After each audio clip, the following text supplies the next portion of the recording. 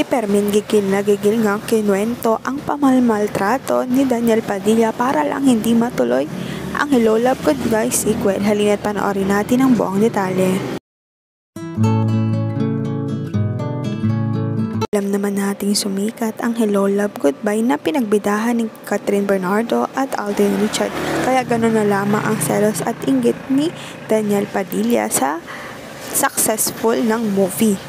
Kaya ayon kay Christy Permin, tinakot ni Daniel Padilla na hihiwalayin niya si Catherine kung itutuloy niya ang sequel. Halina't panoorin natin ang buong video.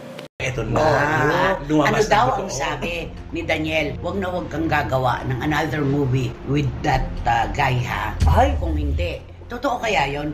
Ihiwalayan kita.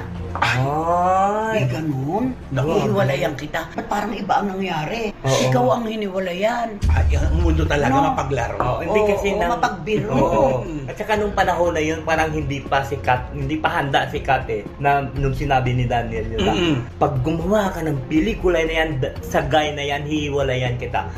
Sa ngayon, maghintay na lamang ng latest update sa Katniel. Huwag kalimutang mag-like at subscribe sa aking YouTube channel, Selyang Beats, para updated kayo sa mga balita. Maraming salamat po sa panonood.